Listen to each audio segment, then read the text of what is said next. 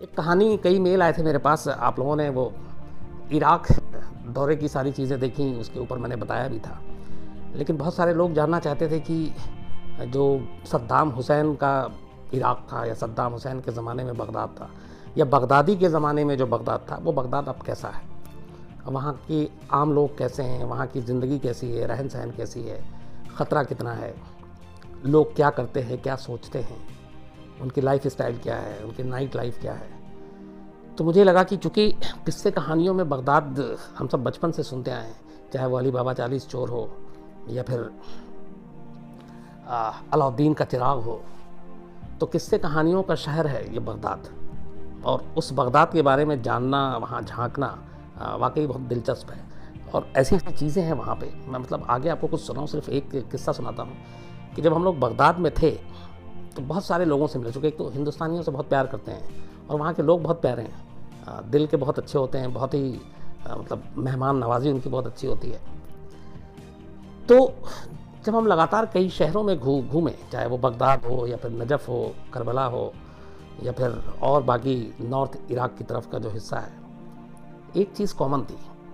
जब बगदाद का वहाँ सद्दाम हुसैन का जब राज हुआ करता था, तो कहते हैं कि सद्दाम हुसैन लोगों का ख्याल तो बहुत रखता था, और सद्दाम हुसैन इराक की तरक्की के लिए भी काफ़ी काम करता था। सद्दाम हुसैन के ज़माने में जितना काम हुआ उसके बाद कभी हुआ नहीं, 2003 के बाद इराक में। आज भी जितनी वहाँ पुल, सड़कें, बड़ी बड़ी इमारतें, वो सारी देन सद्दाम हुसैन के दौर की है।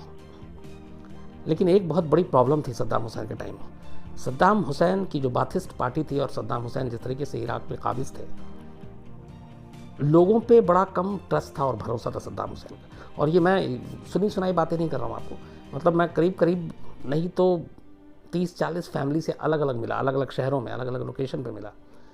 तो उनके दौर में एक कॉमन जो चीज़ थी वो ये थी कि जब सद्दाम हुसैन का राज था, तो शुरुआती साल के बाद आखिरी के कुछ सालों में हालत ये थी, ख़ासतौर पे बगदाद में, कि हर घर में सद्दाम हुसैन की एक तस्वीर ज़रूर होनी चाहिए।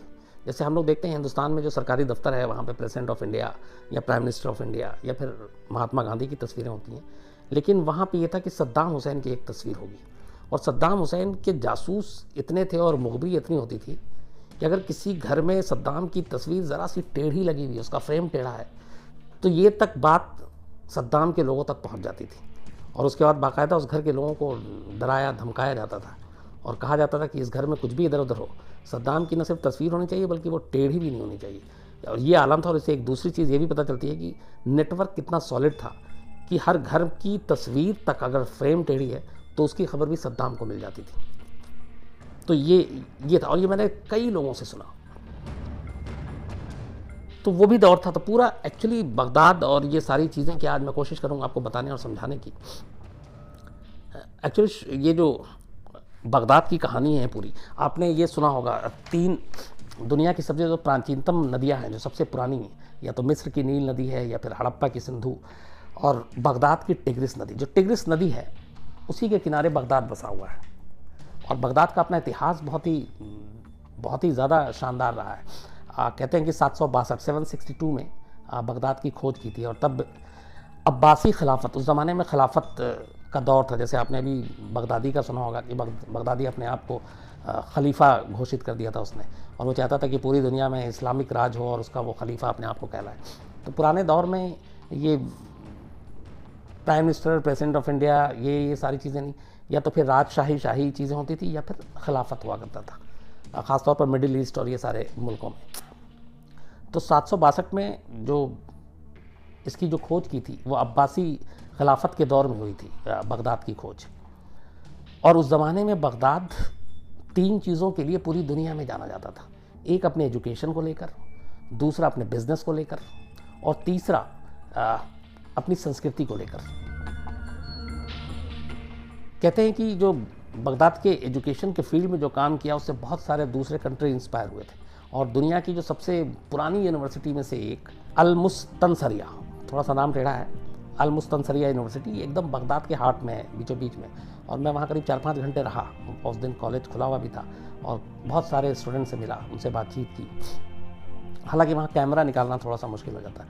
पता नहीं क्यों बगदाद या इराक, वो सद्दाम के दौर से ये डर अभी तक गया नहीं है कि आपसे सारी वो बातें करेंगे, सब खुल के बात करेंगे, लेकिन जहाँ आपके हाथ में कैमरा हुआ या माइक देखा तो फिर उनके सुर, उनकी बोली सब कुछ बदल जाते हैं और वो बिल्कुल खामोश हो जाते हैं, उनके लब सिल जाते हैं। वो दहशत आज भी है। तो वो सारी बातें करते हैं लेकिन कैमरा साइड करके। तो उन सारे लोगों से मिला, वहाँ के नौजवानों को से जब बात की हमने, लड़के लड़कियों दोनों से, तो एक चीज़ पता चला कि उनकी भी सोच हम जैसे लोग ही, हम जैसे ही है। सोशल मीडिया, नई तरक्की, टेक्नोलॉजी, फिल्में, night life, club, mall, restaurant, ये सब वो चाहते हैं। और ऐसा नहीं है, आप थोड़ा सा बगदाद में इधर 17 के बाद थोड़ा सा बदलाव आया है। सिर्फ बगदाद में अकेले करीब 20 सिनेमा हॉल हैं इस वक्त। हालांकि वहाँ पब और बार नहीं होते, लेकिन मॉल एक ही है, अल मंसूर मॉल। और उस मॉल में भी बड़ी सिक्योरिटी होती है और कहते हैं कि उस सारे जो बगदाद के लोग हैं उसी मॉल में आते हैं। इसके अलावा कोई दूसरा मॉल है नहीं। हालांकि मॉल कई बने हैं लेकिन वो थ्रेट और धमकी और इन सब चीज़ों की वजह से वो खोलने की हिम्मत नहीं हुई, क्योंकि बगदादी ने मॉल को लेकर भी कुछ फतवा जारी कर रखा था। लेकिन अब जब हालात बदल रहे हैं तो लगता है बाकी के भी मॉल खुलेंगे वहाँ पर। तो जब बगदाद की खोज हुई और उसके बाद ये अपने 3 चीज़ों के लिए, एजुकेशन, कल्चर और बिज़नेस के लिए, ख़ासतौर पे इराक के कालीन पूरी दुनिया में मशहूर थे। धीरे धीरे फिर वक्त बदलता है और इराक में अलग अलग सरकारें आती हैं, जाती हैं। सद्दाम हुसैन के बाद से इराक दुनिया के नक्शे पे दूसरे रूप में आता है और उस वक्त सद्दाम हुसैन का काफ़ी दबदबा और जलवा था।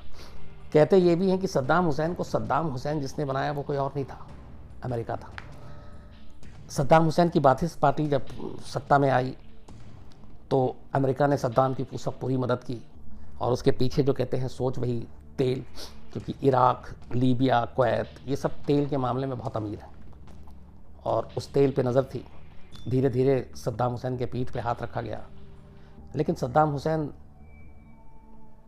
बहुत तेज़ी से ताकतवर होता चला गया और सद्दाम हुसैन की इस बढ़ते ताकत और फिर अमेरिका की मांग, दोनों के बीच इस वजह से थोड़ा उनके रिश्तों में खटास आया।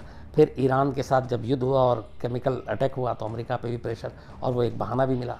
कहते हैं कि अमेरिका ने सद्दाम हुसैन को ये ऑफ़र दिया था कि तुम तेल के सारे राइट हमें दे दो, हम तुम्हारा सारा तेल हम बेचेंगे दुनिया में और बदले में सारी चीज़ें ठीक हो जाएंगी। लेकिन सद्दाम हुसैन इस चीज़ के लिए तैयार नहीं हुआ और इसीलिए फिर अमेरिका ने कि इराक के पास न्यूक्लियर वेपन है और वो सारी चीज़ें, जिसके ऊपर फिर हमला हुआ और फिर सद्दाम हुसैन को एक बंकर से पकड़ा गया और उसके बाद सद्दाम हुसैन की फांसी हुई, हम सब आप सब जानते हैं। तो 2003 से पहले तक बगदाद आशाम था। जब ये सारा एपिसोड हुआ उसके बाद सद्दाम हुसैन को फांसी होती है। फांसी के बाद अमेरिका पूरी तरीके से इराक पे काबिज हो जाता है और अमेरिका की निगरानी में पहली बार इराक के इतिहास में शिया बहुल लोगों की, मतलब जो मेजॉरिटी शिया थे, उनके नेतृत्व में इराक की गवर्नमेंट बनती है। हालांकि इराक की जो टोटल पॉपुलेशन है उसमें 52% शिया है और 48% सुन्नी है, लेकिन शुरू से जो वहाँ पे पावर में रहे वो सुन्नी उन्होंने डोमिनेट किया।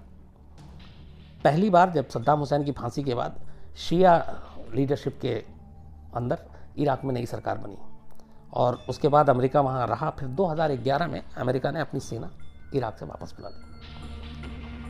2011 में अमेरिका इराक से अपनी सेना ज़्यादातर को बुला के, अभी भी उसके कुछ हैं वहाँ पर, लेकिन पूरी तरह से जितने ज़्यादा बड़ी तादाद में थे उसको वापस बुला लिया।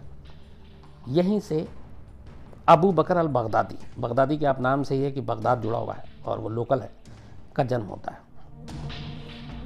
शुरू में बगदादी ने बगदादी एक्चुअली एक इमाम था, एक नॉर्थ इराक में एक जगह है वहाँ का रहने वाला, और उसमें नॉर्थ बगदाद में, और वहीं पे वो एक इमाम हुआ करता था। और फिर धीरे धीरे वो अलकायदा और ओसामा बिन लादेन से काफ़ी प्रभावित हुआ काफ़ी ज़्यादा, और वो अलकायदा के नक्शे कदम पे चल पड़ा। इराक में अलकायदा का जो बेस तैयार किया था उस ज़माने में जब ओसामा ज़िंदा था, कहते हैं कि वो अबू बकर अल बगदादी ही था, और अलकायदा इराक के नाम पे उसने एक वहाँ पे अपना संगठन बना लिया था जिसका हेड वो खुद था, बगदादी। लेकिन इधर फिर ओसामा की मौत हो जाती है, उधर सद्दाम हुसैन को फांसी दे दी जाती है और 2011 में अमेरिका अपनी सेना वापस बुला लेता है। तो अब पूरे इराक में एक तरह का उथल पुथल और अजीब सा माहौल था। नई सरकार के पास इतना पावर नहीं और शिया सुन्नी के बीच में फिर वहाँ बहुत ज़्यादा भेदभाव हो चुका था। तो इस पूरे उथल पुथल का 2011 में बगदादी ने फ़ायदा उठाया। उसने अलकायदा इराक को ख़त्म किया और एक नया संगठन बनाया उसने, ISI, Islamic state of Iraq. और तब उसके पास मुट्ठी भर लोग थे और उसने धीरे धीरे लोगों को ब्रेन वॉश करना शुरू किया, अपने संगठन को बढ़ाना शुरू किया। इस बीच में हुआ क्या कि जो नई सरकार आई उसने जो भी सद्दाम हुसैन के जो लॉयल थे, चाहे वो इराकी फोर्सेस में थे, इराकी आर्मी में थे, उन सबको चुन चुन के निशाना बनाया गया। और जो भी इराक के सद्दाम के जितने लॉयल थे उन सबको किनारे किया गया या मार दिया गया या नौकरी से निकाल दिया गया। बगदादी ने यहीं पे सबसे बड़ा खेल किया। उसने क्या किया कि जो सद्दाम के क्लोज थे, चाहे वो फोर्स में हो या बाकी जगहों पे थे, उसने उन लोगों की तरफ चारा फेंका और उनको अपने साथ मिलाना शुरू किया। और उसने बोला कि हम अमेरिका की ग़ुलामी नहीं सहेंगे और ये जो नई सरकार है इसकी भी नहीं सहेंगे।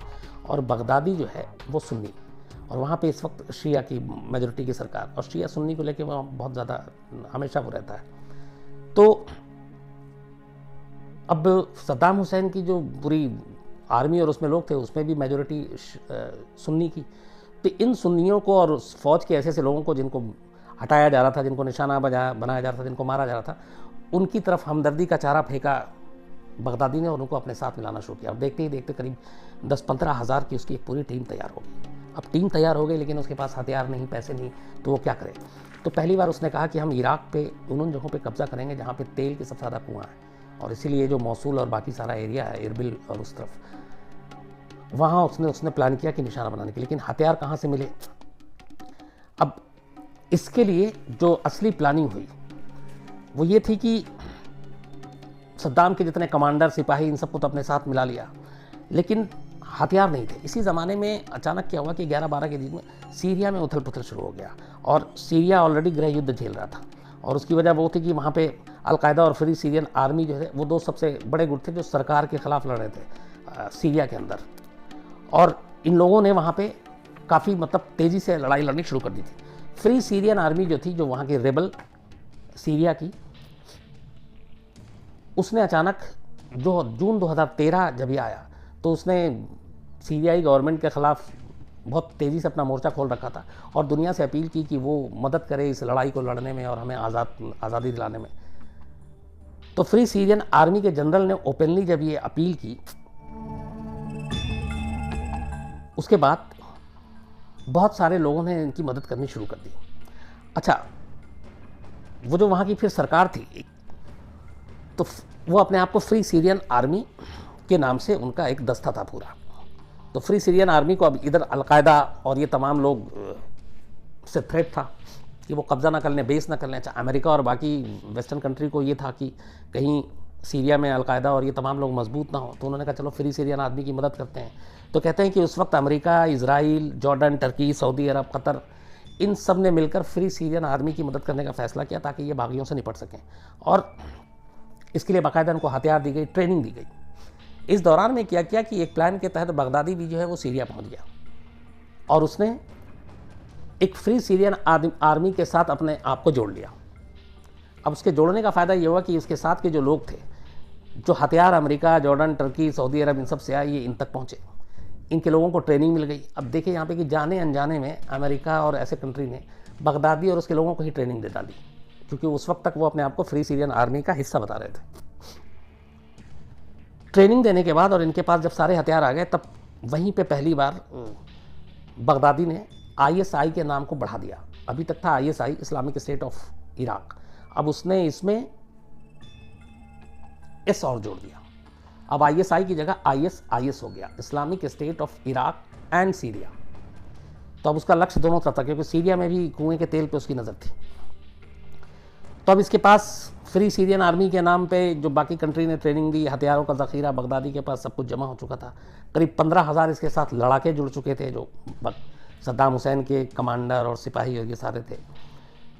तो अब ये एक बहुत ताकतवर हो चुका था। इसके बाद इसने बगदाद को निशाना बनाना शुरू किया। सबसे पहले बगदाद में जगह जगह का और बॉम्ब, ये वो धमाके। तो अब बगदाद में जगह जगह फिर वहाँ इराकी आर्मी ने अपने बंकर और ये सारे बनाने शुरू किए। सीरिया से इसका मकसद पूरा हो चुका था, तो इसको ये था कि पहले बगदादी को अपना जो कुछ करना है वो इराक से ही करना है। तो फिर इसके लड़ाके हिस्सों में बगदाद और इराक पहुंचते हैं, बगदाद के थ्रू फिर ये आगे बढ़ते हैं और पूरा जो उधर नॉर्थ इराक का एरिया था, बगदादी ने लगभग हर जगह पे अपना कब्ज़ा कर रखा था। सिर्फ इधर जो साउथ का एरिया था जिधर शियाओं का सबसे बड़ा धार्मिक स्थल है नजफ़, जहाँ कहते हैं हज़रत अली का मकबरा है, और उसी के थोड़ी आगे मतलब करीब 60-70 किलोमीटर दूर करबला है जहाँ इमाम हसन हुसैन का है।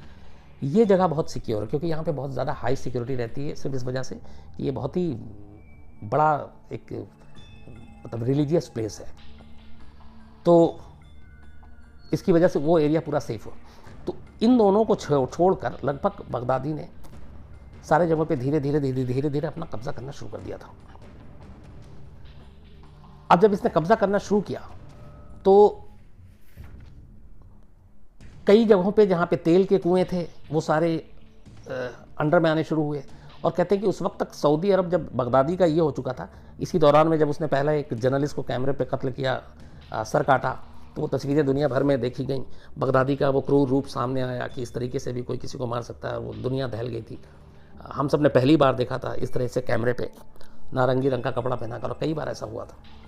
फिर तो धीरे धीरे सिलसिला ही शुरू हो गया था, गला काटना, जिंदा जला देना, कार में बिठाकर बॉम्ब से उड़ा देना। लेकिन तब भी कहते हैं कि सऊदी अरब और कुछ कतर, ये कंट्री जो है बगदादी की मदद कर रही थी, उनके अपने कुछ इसमें फ़ायदा हो। लेकिन फिर धीरे धीरे जब बगदादी बहुत ज़्यादा क्रूर होता गया, तो फिर सऊदी अरब ने 2014 के आसपास, 13 के नहीं 14 में ISIS को आतंकवादी संगठन माना, और फिर बाकी दुनिया उसके ख़िलाफ़ लगी। लेकिन बगदादी तब तक बहुत पावरफुल हो चुका था, और उसने बगदाद से लेके मौसुल, इरबिल और बाकी जो नॉर्थ इराक का इलाका है उसको लगभग तहस नहस बर्बाद कर दिया था। मतलब आप दूर दूर तक मीलों चलते जाएँ, आपको खंडर ही खंडर दिखाई देगा, बॉम्ब से उड़ा दिया गया, और धमाके ही धमाके। पता नहीं इतना गोला बारूद बम कहाँ से उसने जमा किया था कि शहर के शहर को शमशान बना दिया था। और धीरे धीरे फिर उसका करीब 13 से लेकर 17 तक 4 साल उसने अपने आप को उसने खलीफा भी घोषित कर दिया था इस्लामिक स्टेट का, तो उसका ये पूरा चलता रहा। लेकिन फिर जब इंतहा हो गई, जो बाकी जॉइंट फोर्सेस हैं, अमेरिका, ब्रिटेन, इन सब ने मिलकर बमबारी की सीरिया पर, इराक पर, धीरे धीरे इसके सारे लोग मरते गए और मारे गए, और फिर लास्ट तक यही खबर आई कि बगदादी भी जो है वो अब जिंदा नहीं है, मर गया। और इसीलिए पिछले कुछ वक्त से इराक थोड़ी सी नॉर्मल लाइफ की तरफ लौट रहा है। लेकिन कहते हैं कि इराक में जो कुछ भी हुआ था, सद्दाम हुसैन के बाद, जैसे सद्दाम हुसैन को सद्दाम हुसैन बनाने वाला कहते हैं कि अमेरिका था, तो बगदादी को बगदादी बनाने वाला भी कहते हैं अमेरिका था। इनका मानना यह है कि जो पूरी आप इराक में जो अपने जो एम्बेसडर हैं उनसे ही बात हुई, और बाकी जब अल मुस्तनसरिया यूनिवर्सिटी गए थे, वहाँ के जो डिपार्टमेंट के लोग, उनसे बात हुई, तो उन लोगों की पूरी जो सोच है इराक में वो ये है कि ये जो ISIS है इसका कभी जन्म नहीं होता, इसके जन्म के पीछे अमेरिका, ब्रिटेन और इजराइल था। ये उन लोगों का अपना पूरा है। और वहाँ ऐसे एक दो मैं बुक लेकर आया था जो वहीं के राइटर ने लिखा, उसी यूनिवर्सिटी के प्रोफेसर ने, उसमें भी बाकायदा ये मेंशन किया गया है। उनका कहना था कि दरअसल ISI इसलिए ताकतवर बनाया गया था इस दौरान 11 के बाद, जब अमेरिका वहाँ से निकला, 11 से लेकर 17 के दौरान बगदादी को ऊपर उठाया गया, ISI को खड़ा किया गया, हथियार दिए गए, ट्रेनिंग दी गई। सिर्फ उसकी वजह एक थी कि जो इजराइल विरोधी देश हैं या जो इजराइल के आसपास के देश हैं उनको अपने आप में उलझा दिया जाए। मतलब ISI को सिर्फ ताकतवर इसलिए बनाया गया था ताकि इजराइल के आसपास वाले देश में आतंक की ऐसी ताकत खड़ी की जाए जिसमें इजराइल विरोधी देश उलझ कर रह जाए और इजराइल सेफ रहे। ये पूरे इराक में आम लोगों की सोच है, और इसीलिए वो मानते हैं कि इसके पीछे अमेरिका का हाथ था। उनका कहना था कि दूसरी वजह ये थी कि तेल का पूरा खेल था। इराक और सीरिया में बगदादी के ज़रिए तेल, बगदादी जाहिर सी बात है तेल बेच के पैसे जमा करेगा, तेल बेच के पैसे लेगा, उसे हथियार खरीदेगा, लेकिन वो तेल किन को बेचेगा? वो सऊदी अरब को नहीं बेच सकता, वो कतर को नहीं बेच सकता, वो कुवैत को नहीं बेच सकता, इनके पास ऑलरेडी कुएं, तो वो जाएगा कहाँ? तो जाहिर सी बात है कि वो अमेरिका और इस तरफ जाएगा। तो इस तेल के खेल के लिए भी बगदादी का जिन जो है वो पैदा हुआ था। और इराक, सीरिया, लीबिया, ये तीनों तेल के हिसाब से बहुत कीमती मुल्क हैं, अमीर हैं, और यहाँ से तेल निकालने के लिए अमेरिका को लगा कि ISIS सबसे बेहतर जरिया हो सकता है, और इस दौरान में बहुत तेल निकाले भी गए वहाँ से। अब इसमें सेम जो अमेरिका की उस वक्त मदद की थी, जो अमेरिका के साथ साथ सऊदी अरब, तुर्की ने भी अमेरिका की मदद की और ISIS की मदद की इस पूरे खेल में। और उनको ये लगा था कि बगदादी उनके इशारे पे चलेगा, बगदादी की ज़रूरत हम पूरी करेंगे, हम उसको हथियार देंगे। और उन्हें इराक से कोई लेना देना नहीं था कि इराक में जो होगा उथल पुथल है, अभी ये सरकार है, इस सरकार में कोई ऐसा है भी नहीं नाम चेहरा, तो कल को अगर इराक पे काबिज़ भी हो जाता है तो हम लोगों को फ़र्क नहीं पड़ता। हमारी असली जो मकसद है वो तो है तेल। तो बगदादी विरोधी है या आतंकवादी बन के वहाँ पे काम करे या सरकार में आ जाए, तेल पे हमारा सिक्का चलेगा, तेल हम उठाएंगे। तो इस वजह से मदद की गई। लेकिन आखिर में बगदाद, वही कहते हैं कि किसी के हाथ में हथियार देना सबसे आसान काम होता है और वो हथियार वापस लेना सबसे मुश्किल काम होता है। तो जब अमेरिका जिस पैदा किया, अमेरिका ने जिसको खड़ा किया, जब उसी ने अमेरिका को हाथ दिखाना शुरू कर दिया, और पहला जो ISIS ने कैमरे पे कत्ल किया था नारंगी रंग का कपड़ा पहनाकर, वो एक अमेरिकन जर्नलिस्ट था। और उसके बाद जाहिर सी बात है अमेरिका में इसको लेकर काफ़ी हंगामा हुआ। फिर ये चीज़ें सामने आने लगी कि कैसे, अच्छा अमेरिका का पुराना इतिहास रहा है, चाहे वो बगदादी हो, इससे पहले चाहे ओसामा हो, अलकायदा को खड़ा करने में कहते हैं कि अमेरिका ने ही पहले मदद की थी। तो पहले वो मदद करते हैं और फिर बाद में जब वो सर उठाने लगते हैं तो फिर उनके साथ यही होता। तो वही चीज़ें ये पूरी हुई। लेकिन इस पूरे मामले में, पूरी चीज़ों में ये हुआ कि इराक और बगदाद एकदम लगभग बर्बाद हो गया। उनकी माली हालत बहुत ख़राब है, लोग वहाँ इन्वेस्ट करना नहीं चाहते हैं। जब हम लोग वहाँ पे पहुँचे थे तो हमारे जो एम्बेसडर थे वो राजस्थान कैडर के IAS, मैं उनका नाम भूल रहा हूँ, तो उन्होंने बताया था कि इराक में एक, जैसे हम लोग क्या ट्रेड फेयर होता है प्रगति मैदान में दिल्ली में, तो वहाँ पे भी बगदाद में एक इस तरह का समिट के लिए कि फॉरेन इन्वेस्टमेंट आया समिट, तो वहाँ एक फेयर लगा था। तो उस फेयर की आप सुरक्षा का मतलब हाल देख लेते तो पता नहीं है, कोई जाने की भी हिम्मत न करे। हम लोग चूँकि ये न्यूज़ से हमारा जुड़ा हुआ था, हमने कहा देखा है कि जिस जगह पे इतने सारे धमाके और ब्लास्ट होते हैं, जहाँ पे बगदादी का इतना खौफ है, वहाँ लोग, आम लोग मेले में कैसे आते होंगे। तो मेले तक जाने के लिए मतलब आपको कितनी बार कहाँ से सिक्योरिटी से गुजरना पड़ेगा, आप उसका अंदाज़ा नहीं लगा सकते। तो वैसे हालात में बिज़नेस मुश्किल है। और फिर मुझे बताया गया कि वहाँ इंडियन स्टॉल भी लगाया के लिए कहा था एम्बेसडर साहब ने, लेकिन यहाँ से किसी बिजनेसमैन ने हिम्मत ही नहीं की। मतलब उनका ये कहना था कि वो सोच से भी कहते हैं मजाक कर रहे हो क्या, बगदाद में जाके बिज़नेस करेंगे, मरना है क्या। तो ये सोच है। हालांकि बगदाद के लोग इतने प्यारे हैं, इतने अच्छे हैं। और एक और दूसरा पहलू ये भी कि बगदाद की जो लड़कियाँ और महिलाएँ हैं वो बहुत मेकअप की शौकीन है। वहाँ पे मतलब मुझे लगता है कि दुनिया के 2-3 अगर टॉप 3 कंट्री निकाला जाए, अभी एक आया था एक सर्वे कि सबसे ज़्यादा मेकअप पे जो खर्च करती हैं वो गल्फ़ की, शायद सऊदी अरब और कुछ कंट्री के नाम आए थे। तो मुझे लगता है कि उनमें से एक इराक भी है, बहुत ज़्यादा शौकीन है। दूसरा, हिंदुस्तान को बहुत प्यार करते हैं। उसकी 2 वजह है। एक, हिंदुस्तानी फ़िल्में वहाँ CD पे बहुत देखी जाती हैं अरबी सब टाइटल के साथ। दूसरा, मेडिकल के लिए जब भी वहाँ पे कुछ होता है, चाहे आर्मी के ही लोगों को गोली लगे या और कोई चीज़ें हो, कोई बीमारी हो, तो वह इंडिया की तरफ आते हैं, ख़ासतौर पर दिल्ली, मुंबई, बेंगलोर, क्योंकि यहाँ पे मेडिकल उनके हिसाब से बहुत चीप है, सस्ता है, बनिस्बत इसके कि आप यूरोप जाएँ वहाँ पे बहुत महंगा है। और अभी भी तमाम बर्बादी के बावजूद बहुत सारे ऐसे इलाके हैं बगदाद के या फिर और उसके आसपास के जिसने अपनी खूबसूरती खोई नहीं है। वहाँ की जो तिग्रिस नदी है वो आज भी उतनी खूबसूरत है। हालांकि कहते हैं कि जब ये वॉर हुआ था तो उस तिग्रिस नदी में लाशें ही लाशें थीं, लेकिन वहाँ पे कुल मिलाकर आज भी जो लोग हैं वो सद्दाम हुसैन को बहुत याद करते हैं। वो कहते हैं कि सद्दाम हुसैन ने जुल्म किया, बहुत सारी चीज़ें की, लेकिन जो तरक्की का काम था वो सद्दाम हुसैन, जो जितनी दुनिया की अच्छी अच्छी गाड़ियाँ थी वो सद्दाम के ज़माने में बगदाद तक पहुँची थी। जितनी अच्छी सड़कें, पुल, फ्लाईओवर बने वो सद्दाम हुसैन के ज़माने में बने। वहाँ पे जो रेलवे ट्रैक बिछा था वो इंडिया की मदद से, उस वक्त सद्दाम के और इंदिरा गांधी के रिश्ते बड़े अच्छे थे, तो वो रेलवे की पूरी लाइन जो है वो हिंदुस्तान की तरफ से बाकायदा बिछाई गई थी। वो उसकी भी आज निशानियाँ वहाँ पे मौजूद हैं। एक दुनिया की सबसे बड़ी मस्जिद बनाने का प्रोजेक्ट शुरू किया था सद्दाम हुसैन ने। वो मस्जिद हम लोगों ने देखा अपने एम्बेसी के ठीक सामने है, लेकिन वो अभी भी मतलब सद्दाम को मरे हुए इतने टाइम हो गए, उसका काम आज तक पूरा नहीं हुआ। नई सरकार, तो नई सरकार के बारे में वहाँ के लोगों की राय बहुत अच्छी नहीं। उनका कहना है कि ये लोग सिर्फ अमेरिका के पिट्ठू हैं, उसके इशारे पे काम करते हैं, बाकी तरक्की के और बाकी कोई काम नहीं। हाल कहानी में जितना ही, अब आपसे मुलाकात होगी कल रात 9 बजे किसी नई कहानी के साथ। तब तक अपना ख्याल रखिएगा। Thank you very much.